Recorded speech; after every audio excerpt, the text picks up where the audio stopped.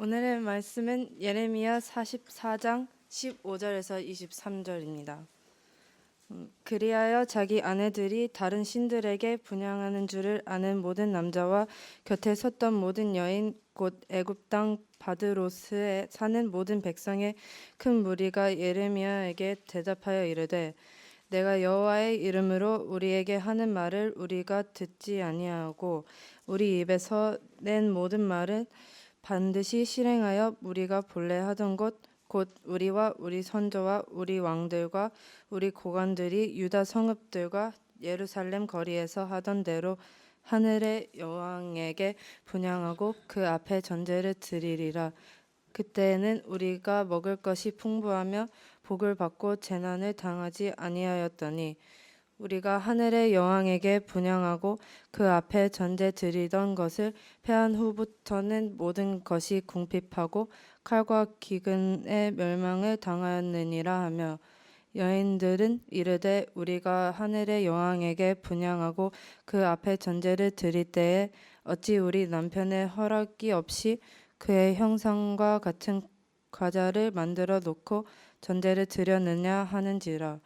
예레미야가 남녀 모든 무리 곧 이 말로 대답하는 모든 백성에게 일러 이르되 너희가 너희 선조와 너희 왕들과 고관들과 유다 땅 백성이 유다 성읍들과 예루살렘 거리에서 분향한 일을 여호와께서 기억하셨고 그의 마음에 떠오른 것이 아닌가.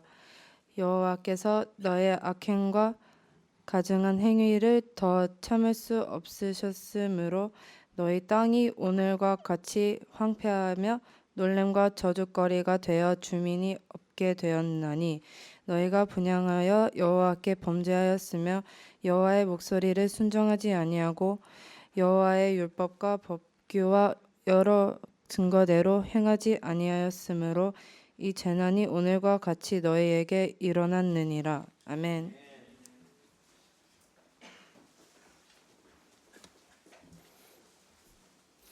네, 설교를 준비하다 보면 저희들은 예레미야가 아니죠. 매일 성경을 통해서 따라가다 보니까 본문은 이미 정해져 있습니다. 그래서 설교를 본문에 따라 준비하다 보면 어떨 때는 그 본문에 나온 메시지가 탁 눈에 들어올 때가 있습니다. 그러면은 제목이 탁 떠오르고 이렇게 구조가 떠오를 때가 있고 어떨 때는 본문을 아무리 읽어도 사실은 무슨 뜻인지 모를 때가 좀 많이 있습니다.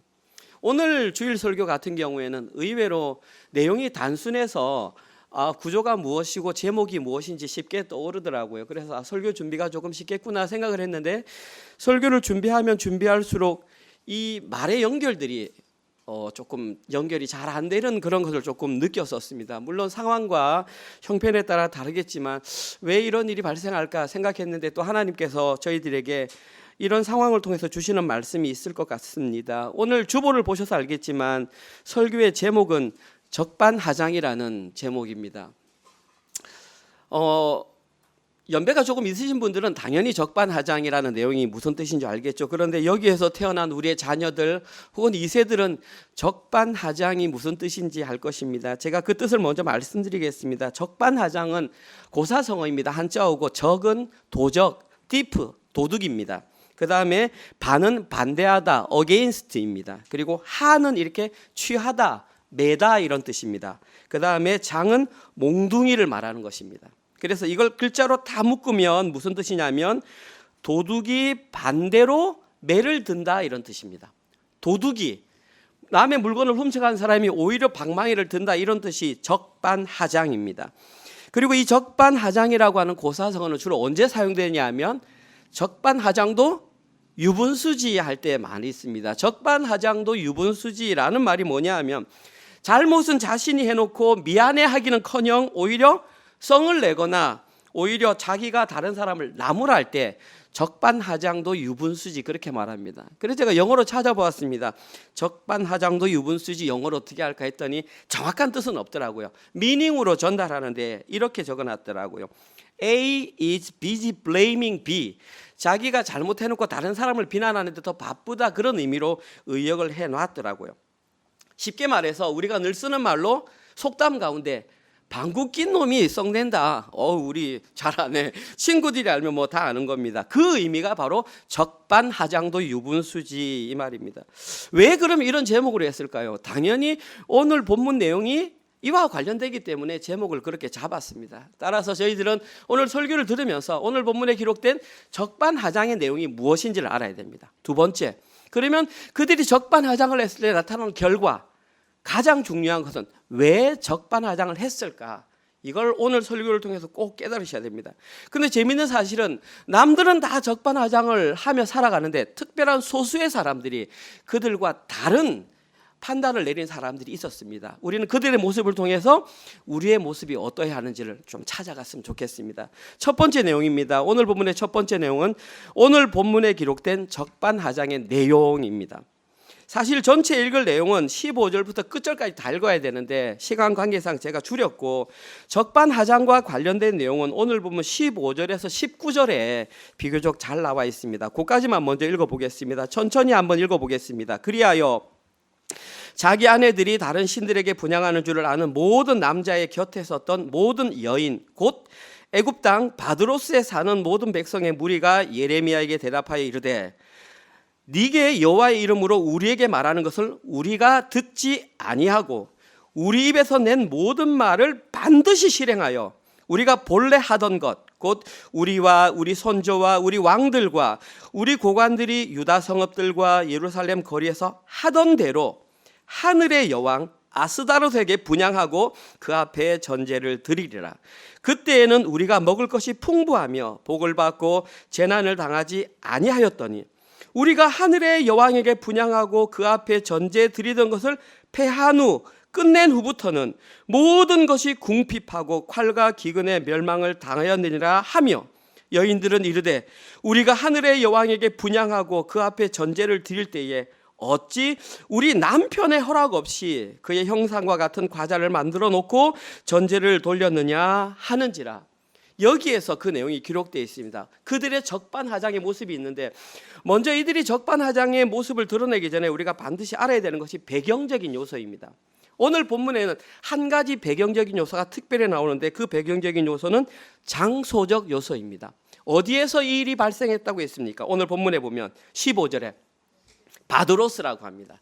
바드로스라고 하는 단어는 어디서 나온 단어냐면 애굽 사람들이 쓰는 단어가 바드로스에서 유래된 단어입니다. 그리고 그 뜻이 뭐냐 하면 남쪽 지역입니다. 남쪽 지역을 애굽 말로 바드로스. 유대인들의 입장에서 볼 때에 자기들 남쪽이 어디냐 하면 애굽이죠. 그래서 이것을 풀어보면 어디냐 하면은 유다 사람들이 피난을 가서 머물고 있는 나일강 상류 지역, 지금 그들이 피난 가서 흩어진 그 광범위한 지역을 바드로스, 특별한 도시를 말하는 게 아니라 광범위하게 흩어진 그 지역입니다. 따라서 지금 저희들은 남유다 사람들과 예레미야가 이미 애굽에 내려와서 대화를 나누고 있다는 것을 쉽게 알 수 있습니다. 그리고 이 장소적 이유가 중요한 이유는 하나님께서는 그들이 기도를 부탁했을 때 틀림없이 뭐라고 말했습니까? 애굽으로 내려가지 마라라고 말했지 않습니까? 한 주간 동안 우리가 묵상했던 내용이 그거 아닙니까? 기도를 원했을 때에 예레미야가 하나님께 기도해서 응답을 받아가지고 그들에게 말해줬잖아요. 그 응답의 요점이 뭐냐 하면 내려가지 마라. 알겠습니다. 한번 찾아보겠습니다. 예레미야 42장 14절에서 16절입니다. 예레미야가 한 대답입니다. 또 너희가 말하기를, 그들이 남유다 사람들이 말했습니다. 아니라 우리는 전쟁도 보이지 않고 나팔 소리도 들리지 않고 양식의 궁핍도 당하지 않는 애굽 땅으로 들어가 살리라 하면 잘못되리라. 너희 유다의 남은 자여, 이대 여호와의 말씀을 들으라. 만군의 여호와 이스라엘 하나님께서 이와 같이 말씀하시되 너희가 만일 애굽에 들어가서 거기에 살기로 고집하면 너희가 두려워하는 칼이 애굽 땅으로 따라가서 너희에게 미칠 것이요 너희가 두려워하는 기근이 애굽으로 급히 따라가서 너희에게 임하리니 너희가 거기에서 죽을 것이니라. 하나님께서는 틀림없이 어떻게 해야 됩니까? 라고 기도 요청을 했을 때 분명하게 애굽으로 내려가지 마라. 그리고 만약에 너희들이 애굽으로 내려가겠다고 고집을 피우면 내가 말한다. 칼과 기근에 의해서 너희들은 반드시 죽게 될 것이다. 확실하게 경고했습니다. 그런데 지금 이들은 어디서 대화를 하고 있냐면 이미 애굽에 내려가서 바들로스에서 대화를 하고 있다는 것입니다. 여기에서부터 이미 적반하장의 모습은 시작되었습니다. 그들이 말로 내뱉지 않아도 이미 행동으로 그렇게 하고 있다는 것입니다. 다시 말해서 이들이 예레미야에게 밝혔던 그들의 모든 생각, 그들의 말, 이것이 적반하장의 내용에 그대로 다 드러나게 되어 있다는 것입니다. 겉으로 드러나는 것은 우리 마음속에 있는 것이 겉으로나게 되어 있습니다. 예수님께서 말씀하셨습니다. 무엇이 더러우냐?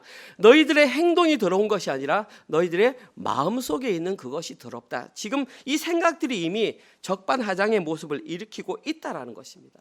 오늘 본문에 드러난 적반하장은 여러 가지가 있겠지만 제가 두 가지로 요약할 수 있습니다.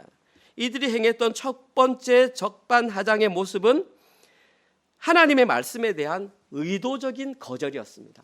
그 의도적으로 하나님의 말씀을 안 듣겠다. 오늘 보면 16절입니다. 네가 여호와의 이름으로 우리에게 하는 말을 우리가 듣지 아니하고 네가 뭐라고 말하든 우리는 하나도 듣지 않겠다.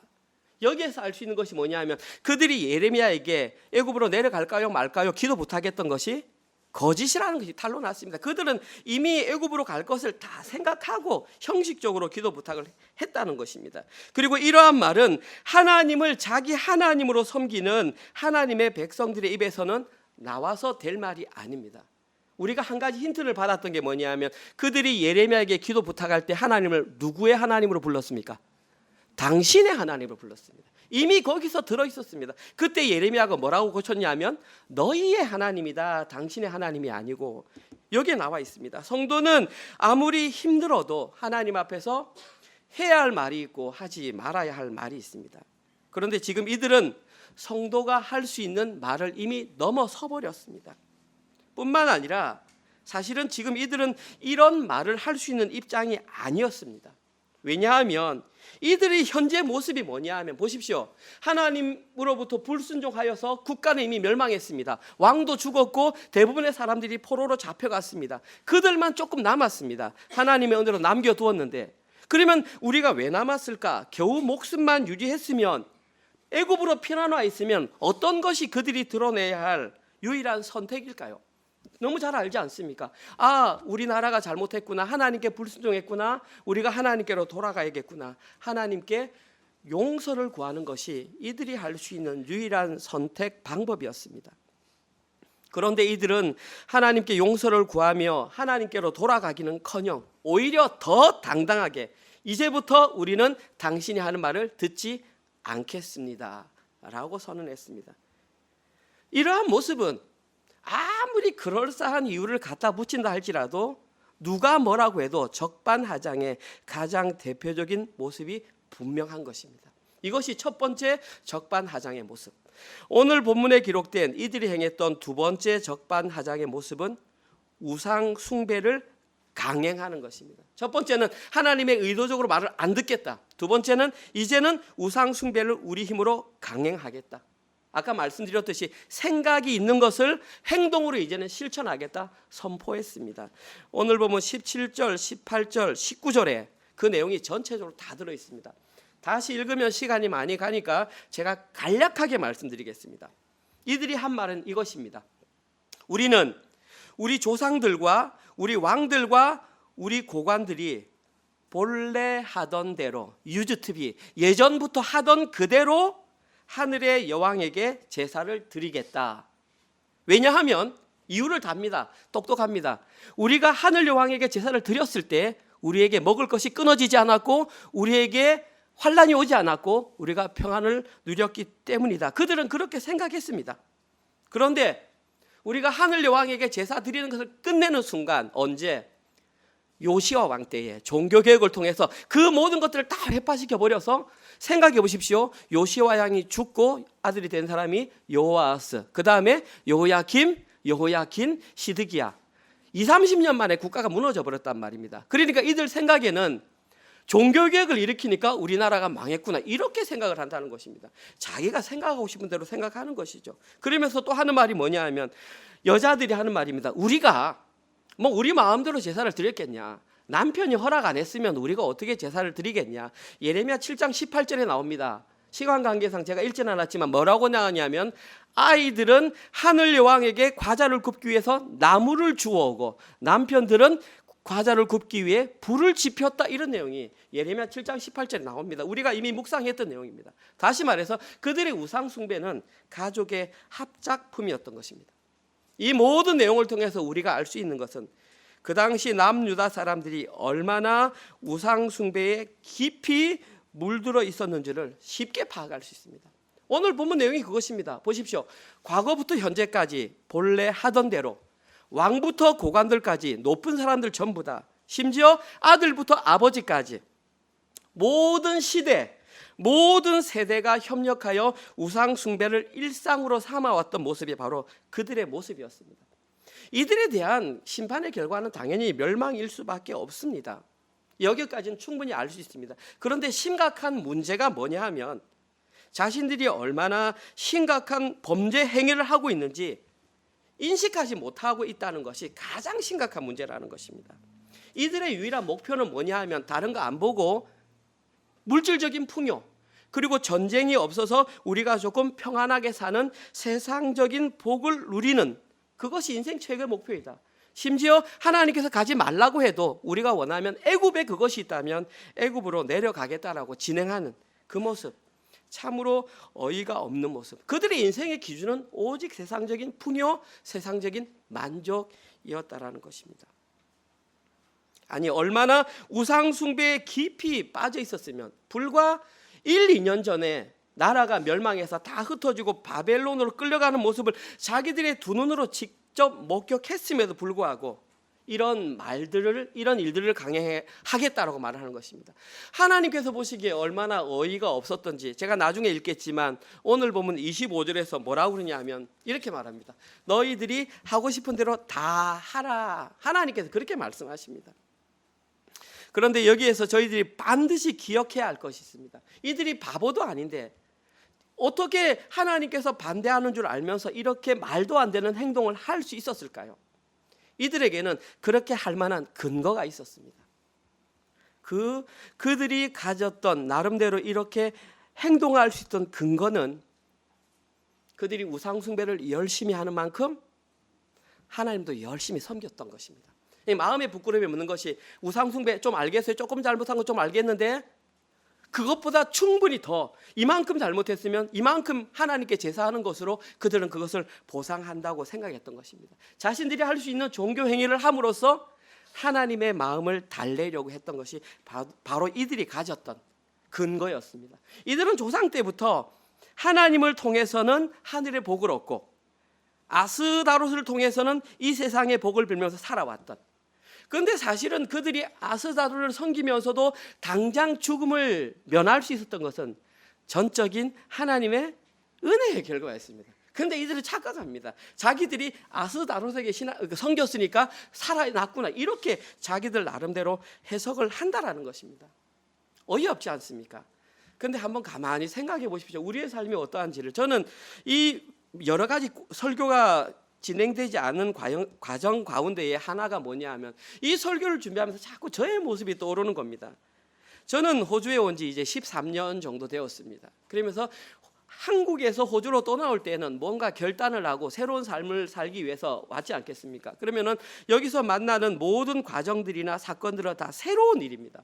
저에게는 지난 13년 동안 여러 가지 많은 과정들이 있었습니다. 특별히 교회를 개척한 이후에도 저에게는 많은 과정들이 있었습니다. 그런데 그 모든 내용을 말씀드릴 수 없지만 결론만 말씀드린다면 저는 하나님께서 어떤 사건, 어떤 사람을 통해서 어떤 일이 주어졌을 때에 계속해서 표면적인 내용만 보고 그 이면에 있는 내용을 외면해 왔던 것 같습니다. 하나님께서 설교를 준비하시면서 저에게 그런 말씀을 주십니다. 내가 왜 너에게 그런 사건을 주었겠니? 내가 왜 너에게 그런 사람을 만나게 했겠니? 라는 음성을 들려주시는데 자꾸 저는 그 깊이까지는 안 가고 그냥 표면적인 것만 봤던 것입니다. 그런데 이번에 설교를 준비하면서 제가 보게 된 것이 뭐냐 하면 외면했던 이유가 제 속에 감추어진 악함과 약함 때문이었습니다. 그 악함과 약함이 혹시나 발견돼서 혹시나 그걸 건드리면 어떡하지라는 그런 두려움 때문에 애써서 다른 것으로 포장해 왔다라는 것입니다. 그런 사건이 발생할 때마다 다른 종교적인 행위, 아니면 내가 할 수 있는 말씀 연구 더 깊이 하는 것, 아니면 사람들에게 더 많은 것을 가르치는 것, 이런 것으로 그것을 커버해 왔다라는 것이 제 음성에 들리더라는 것입니다. 하나님께서 원하시는 건 그것이 아니야. 너 속에 있는 그 근본적인 악함, 그것을 건드리려고 자꾸 그런 일들을 하는데, 저는 그 악함의 문제는 외면하고 다른 종교적인 또 다른 해답을 찾아서 일을 하는 저 자신을 발견했다라는 것입니다. 그럼 저만 그럴까요? 사랑하는 성도님들은 어떻습니까?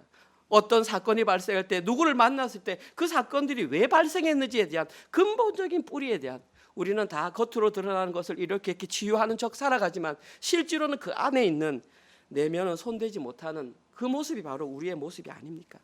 그것이 쌓이고 쌓이면 결국은 적반하장의 모습으로 드러난다는 것을 하나님께서 오늘 본문을 통해서 저에게 알려주시더라고요.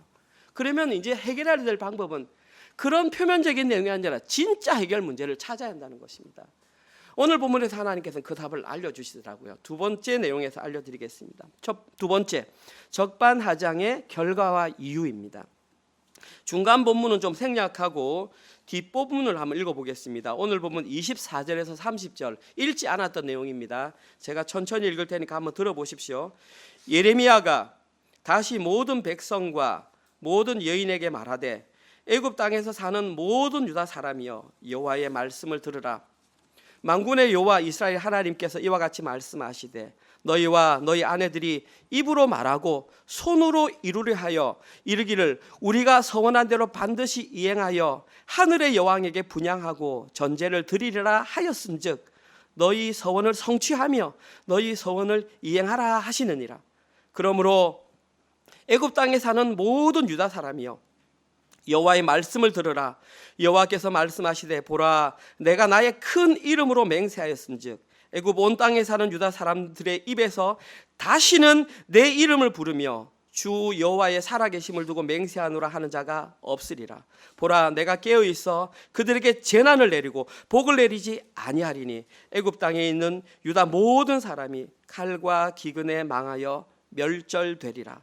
그런즉 칼에 피한 소수의 사람이 애굽 땅에서 나와 유다 땅으로 돌아오리니 애굽 땅에 들어가서 거기에 머물러 사는 유다의 모든 남은 자가 내 말과 그들의 말 가운데에 누구의 말이 진리인지 알리라. 여호와의 말씀이니라. 내가 이곳에서 너희를 벌할 표징이 이것이라. 내가 너희에게 재난을 내리리라 한 말이 반드시 이루어질 것을 그것으로 알게 하리라. 보라 내가 유다의 시드기야 왕을 그의 원수 곧 그의 생명을 찾는 바벨론의 느부갓네살 왕의 손에 넘긴 것 같이 애굽의 바로 호브라 왕을 그의 원수들 곧 그의 생명을 찾는 자들의 손에 넘겨주리라. 여호와께서 이와 같이 말씀하셨느니라. 일단 말도 안 되는 적반하장의 모든 상황을 지켜보신 하나님께서는 아까 말씀하셨던 것처럼 25절의 내용을 먼저 선포하셨습니다. 제가 방금 읽었지만 여러분 다시 한번 보십시오. 만군의 여호와 이스라엘 하나님께서 이와 같이 말씀하시되 너희 아내들이 입으로 말하고 손으로 이루려 한 것을 서원한 대로 반드시 이행하라. 하늘의 여왕에게 분향하고 전제를 드리리라 하였은즉 너희 서원을 성취하며 너희 서원을 이행하라. 하나님께서 예레미야를 통하여 얘기했습니다. 저것이 과연 허락일까요? 여러분들도 아시겠지만 저것은 허락이 아닙니다. 한마디로 할 테면 해보라 이 말입니다. 너희 하고 싶은 대로 해보라. 새 번역에서는 이렇게 번역합니다. 너희는 서약을 지킬 때면 지키고 실천할 테면 해보려무나. 이렇게 번역을 해놨더라고요. 결코 하나님의 허락이 아닙니다. 이것은 하나님의 포기이며 하나님의 유기이며 하나님의 조롱입니다. 로마서 1장 28절에서 그들을 악한 가운데 내버려 두사. 그들을 악한 가운데 내버려 두신 것이 바로 저 모습입니다. 그리고 이러한 악한 모습을 보인 자들에게 나타난 결과는 사실 제가 따로 설명드리지 않아도 이미 다 알고 계십니다. 오늘 본문에는 두 가지로 한번 요약해 보겠습니다. 이들에게 나타난 첫 번째 결과 26절. 첫 번째, 유다 사람들의 입에서는 다시는 여호와의 이름을 부르며 주 여호와의 살아계심을 두고 맹세하는 자가 없을 것이다. 그들 가운데에 여호와의 이름으로 맹세하는 자가 없을 것이다. 쉽게 말해서 너희들과 나는 끝이다. 관계 단절을 선언하신 것입니다. 하나님께서 자기 백성과 관계 단절을 선언한 것보다 이제는 너희들은 나를 나의 하나님으로 부를 수 없게 될 것이다. 이것보다 더 심각하고 무서운 하나님의 선언은 없습니다. 느껴야 합니다. 두 번째, 27절입니다. 내가 깨어 있어 그들에게 재난을 내리고 복을 내리지 않을 것이며 애굽 땅에 있는 모든 유다 사람이 칼과 기근에 망하여 멸절될 것이다. 지금까지 예레미야 말씀을 함께 묵상하신 분들은 저기에 나오는 한 가지가 빠져 있죠. 뭐가 빠져 있죠? 칼과 기근과 전염병이 빠져 있죠. 똑같은 말입니다. 예레미야는 1장부터 지금 44장까지 오면서 너희들은 칼과 기근과 전염병으로 멸망할 것이라. 그래서 시드기야 멸망했고 남유다가 멸망했습니다. 똑같습니다. 너희들이 애굽으로 피난 갔다 할지라도 너희들은 칼과 기근으로 멸망할 것이다. 근데 내 말이 장난이 아니다. 29절 30절에서 내가 표징을 줄 것이야. 그 표징이 뭐냐 하면 지금 현재 애굽을 다스리는 왕의 이름이 호브라인데 그 호브라가 누구 취급을 받을 것이냐 하면 시드기야와 같은 취급을 받을 것이야. 시드기야는 자기가 보는 앞에서 아들이 목숨을 당했고 자기 눈이 뽑히고 포로로 끌려갔습니다. 그와 똑같은 것을 호브라 왕에게 하겠다. 그럼 저희들은 찾아봐야죠. 역사를 찾아봐야죠.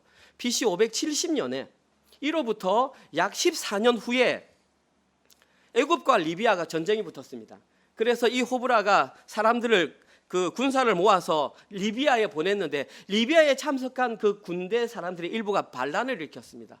우리가 왜 전쟁을 해야 되느냐? 그래서 이때의 호브라 왕이 보낸 사람이 누구냐 하면 아마시스라고 하는 자기의 가장 수하 중에 훌륭한 사람을 진압하라고 보냈습니다. 근데 이 사람이 진압하는 과정 중에 생각이 바뀌었습니다.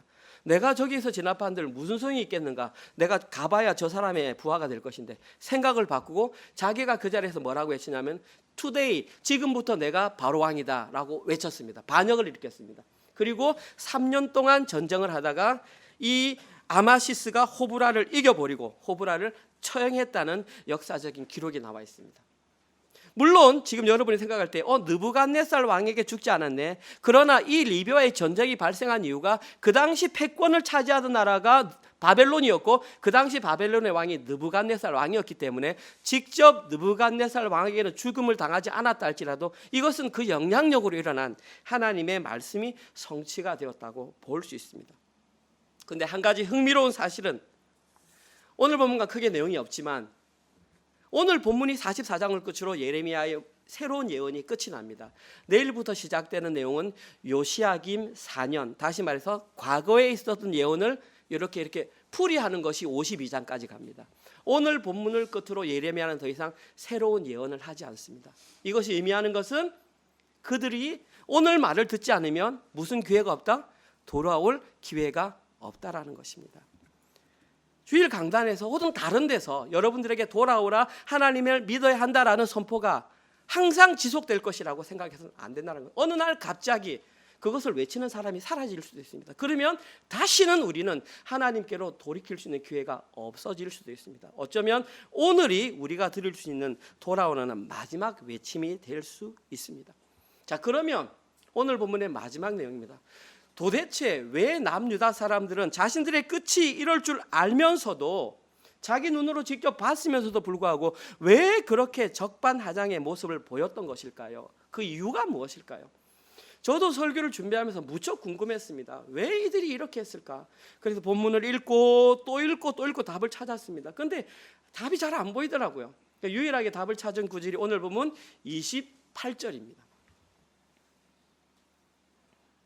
제가 다시 읽어보겠습니다. 그런즉 칼을 피한 소수의 사람이 애굽 땅에서 나와 유다 땅으로 돌아오리니 애굽 땅에 들어가서 거기에 머물러 사는 유다의 모든 남은 자가 내 말과 그들의 말 가운데에 누구의 말이 진리인지 알리라. 여기서 제가 찾아낸 해답은 뭐냐 하면 이들이 이렇게 적반하장의 모습을 보일 수밖에 없었던 것은 자기들이 하는 말과 하나님께서 하는 말 가운데에 어떤 말이 진리인지 분별하지 못했기 때문입니다.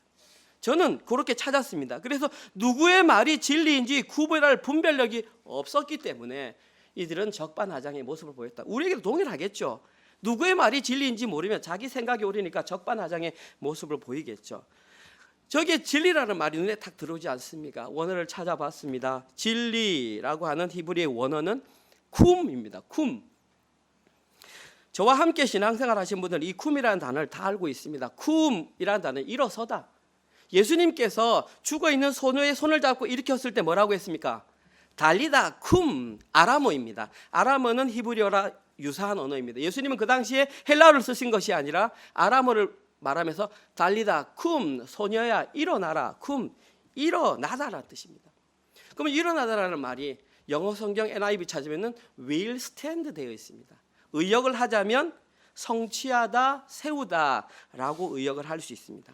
따라서 이 구절을 원어 그대로 직역하면 너희의 말과 내 말 가운데에 누구의 말이 성취되는지 너희는 알아야 한다. 누구의 말이 성취되는지 알게 되면 그 분별력을 가지게 되면 적반하장을 안 하게 된다는 것입니다. 쉽게 말해서 이들이 계속해서 적반하장의 모습을 보일 수밖에 없었던 이유는 누구의 말이 성취될 것에 대한 분별력이 없었기 때문이라는 것입니다. 그럼 중요한 것은 이들은 왜 분별력을 못 갖게 되었던 것일까요? 제가 말씀드렸지만 이들이 분별력을 갖지 못했던 가장 큰 이유는 그들이 가지고 있던 근거 때문입니다. 우상 숭배를 하면 근본 문제를 건드려야 되는데 근본 문제는 안 건드리고 어나더 방법을 찾아가지고 그거를 덮어버리는 것입니다. 진짜 중요한 문제가 무엇인지를 손대지 못했기 때문에 그들은 계속해서 분별력을 잃어버렸다는 것입니다. 진짜 중요한 문제, 그걸 건드려야만 어떤 핵심적인 과정이 이루어지는데 요렇게 저렇게 핑계를 대면서 피해 간다는 것입니다. 때로는 양을 많이 잡아가지고 제사를 많이 드린다든지, 때로는 유월절을 지켜가지고 유월절을 근사하게 지킨다든지, 때로는 오늘 본문처럼 환경을 바꾸는 것입니다. 유다에서 안 되니까 애굽으로 내려가면 또 다른 대안이 있지 않을까. 그러나 애굽으로 내려간다고 해서 그 문제가 해결되는 것은 아닙니다. 어쨌든 그들은 그 근본적인 문제에 직면하는 순간 일생에 한 번은 가져야 한다는 것입니다. 그리고 그들이 해결해야 될 가장 근본적인 문제의 핵심은 바로 자신의 변화입니다. 환경을 아무리 손대도 자기 자신이 변하지 않으면 이 문제는 해결될 수 없다는 것입니다. 아무리 다양한 종교 행위로 혹은 아무리 환경을 바꾼다고 해도 누구의 말이 성취되는지에 대한 올바른 분별력이 생기는 것이 아닙니다. 가장 중요한 핵심 내용은 자신의 변화. 이 사람들이 자신의 변화할 수 있었던 것은 오늘 본문에는 변화했기 때문에 돌아왔습니다. 변화했다라는 것은 어떤 과정을 거친 게 생략됐냐면 옛 자의 죽음을 경험했습니다. 다시 말해서 이들은 옛 자의 죽음을 경험하고 새로운 존재로 태어났다라는 것이 여기에 전제가 되어 있습니다.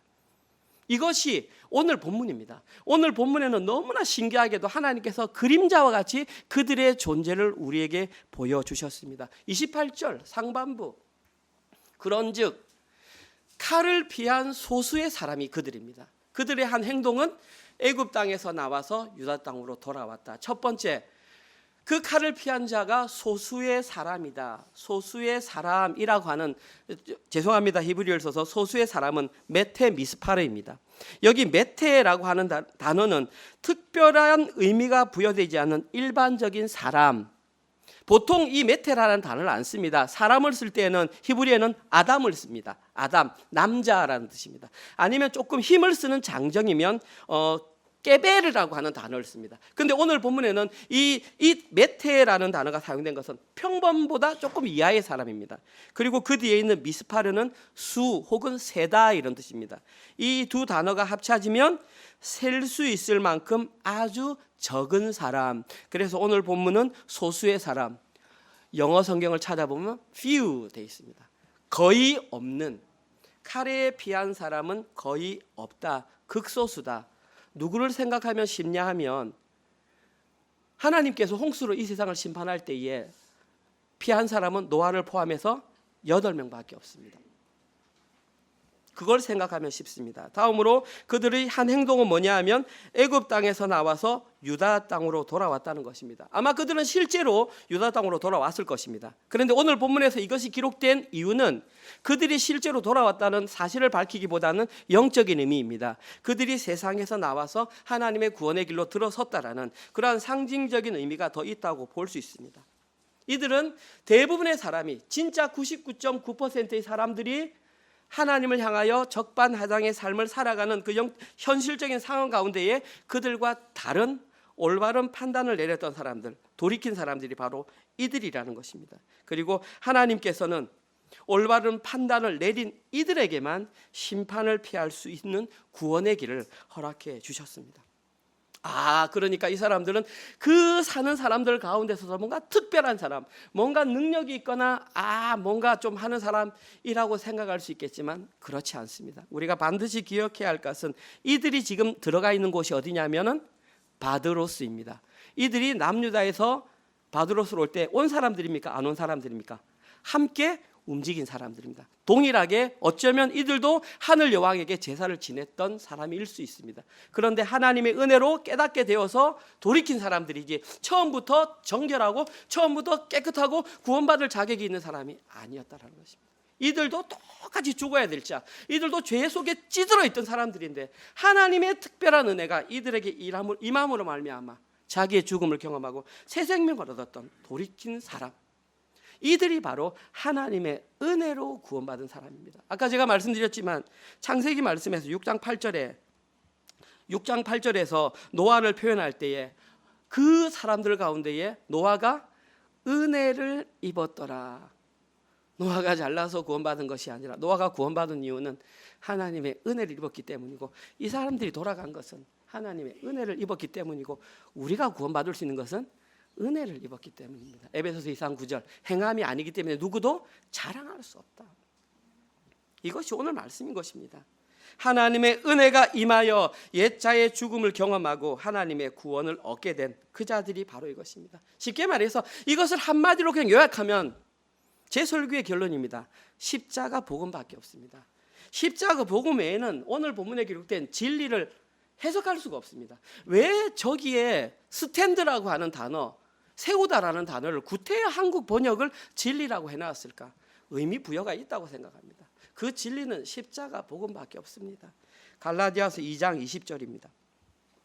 내가 그리스도와 함께 십자가에 못 박혔나니 그런즉 이제는 내가 사는 것이 아니요 오직 내 안에 그리스도께서 사는 것이라. 이제 내가 육체 가운데 사는 것은 나를 사랑하사 나를 위하여 자기 자신을 버리신 하나님의 아들을 믿는 믿음 안에서 사는 것이니라. 비록 사도 바울이 기록한 내용이지만 그들은 구약 시대를 살고 있었지만 간접적으로 이 내용을 알고 있었던 것 같습니다. 그들은 하나님의 은혜로 옛자의 죽음을 경험하고 세상과는 다른 결정을 내린, 십자가에서 예수님이 달려 돌아가실 때 자신도 같이 죽음을 당했다는 것을 경험하는 그 고백들이 이들에게 있었을 것입니다. 그리고 이런 자들에게는 이러한 삶의 모습이 나타난다고 사도 바울은 고백합니다. 갈라디아서 5장 24절, 2장 20절에서 예수와 함께 십자가에 못 박힌 사람들은 육체와 함께 그 정욕과 탐심을 십자가에 못 박았느니라. 갈라디아 2장 20절에서 예수와 함께 십자가에 못 박힌 그 사람들은 육체가 잡힐 그때에 정욕과 탐심을 십자가에 못 박을 것입니까? 박았느니라. 하나님의 은혜로 구원받은 사람은 이미 정욕과 탐심이 못 박힐 것입니다. 이것이 이제 우리가 이 땅을 살아가는 하나의 열쇠가 되는 것입니다. 왜 이렇게 부족하지? 그러나 못 박혔습니다. 우리가 은혜로 말미암아 구원을 받은 그 모든 사람, 고백하는 그 사람들은 우리는 이제 정욕과 탐심에 이끌려 살지 않을 수 있는 존재가 되었다는 말입니다.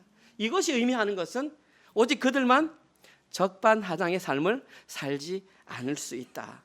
유일한 방법은 십자가에 달려서 죽은 자신을 바라보며 정욕과 탐심이 십자가에 못 박힌 상태로 살아가는 그것만이 지금 이 땅에 살아가는 우리의 모습 가운데 적반하장의 문제를 해결할 수 있다는 것입니다.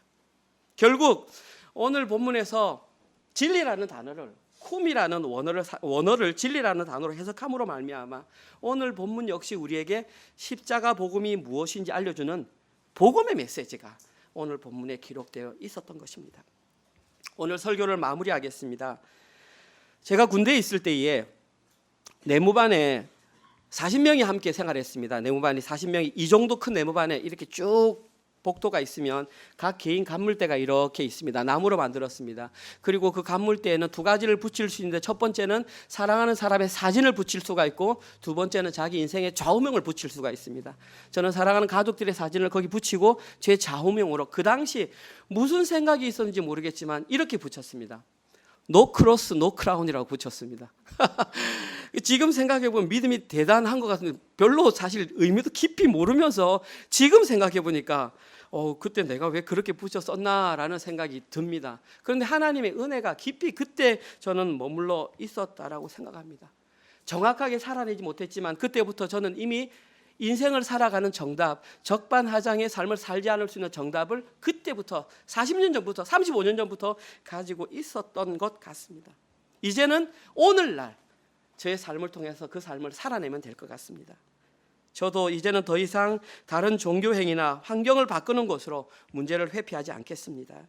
그리스도와 함께 십자가에 못 박힌 것을 경험한 자답게 정욕과 탐심을 십자가에 못 박고 성령 하나님이 이끄신 대로 순종의 삶을 살아내겠습니다. 비록 그 과정이 힘들지만 이 자리에 앉아 계신 모든 분들이 그 길에 동참하는 분들 되시기를 주님의 이름으로 축원드립니다. 아멘. 하나님 감사합니다. 연약한 자들의 입술을 통하여 주님과 함께 십자가에 못 박힌 찬양을 함께 입술로 고백하게 하시니 참으로 감사합니다. 그러나 이제는 우리의 입술의 고백만이 아니라 우리의 삶의 고백으로 십자가에 못 박힌 자의 삶을 잘 살아내는 우리 모든 성도들 되게 하여 주시옵소서. 그리하여 세상의 모든 사람들이 적반하장의 삶을 살아간다 할지라도 저희들만은 그들과의 반대의 분별력을 가지고 반대의 길을 걸어가는 사랑하는 은혜로 성도 될 수 있도록 인도하여 주시옵소서. 특별히 사랑하는 우리의 자녀들이 이 세상 조류에 휩쓸려 살지 말게 하시고 혼란한 모든 사상과 이념 생각 가운데에 오직 진리 안에서 올바른 분별력을 가지며 바로 살아내는 우리의 자녀들 될 수 있도록 주님 눈동자와 같이 우리 자녀들을 지켜주시옵소서. 지난 한 주간 동안 저희들에게 생업과 또 직업을 주셔서 열심히 일해서 벌어들인 헌금을 주님 앞에 11조와 주정헌금과 감사헌금과 셀 모임 헌금으로 올려드릴 수 있도록 인도하시니 참으로 감사합니다. 저희들이 드렸던 이 모든 헌금은 물질이 우리의 주인이 아니라 하나님이 우리의 주인임을 고백하는 삶의 고백이었습니다. 하나님, 이 헌금을 통하여 오직 하나님 나라 확장을 위해서만 주님 사용하여 주시옵소서. 이제는 우리 주 예수 그리스도의 은혜와 하나님의 사랑하심과 성령님의 위로 교통 감화 깨닫게 하심이 세상 사람들이 살아가는 적반하장의 삶을 버리고 오직 십자가의 삶을 살아내기로 결단하는 사랑하는 은혜로 가족들 머리 위에와 지금 이 시간에도 세계 곳곳에 흩어져서 주의 복음을 증거하시는 사랑하는 선교사님들과 그들의 사역과 그들의 자녀들 머리 위에 지금부터 영원토록 함께 있을지어다. 아멘.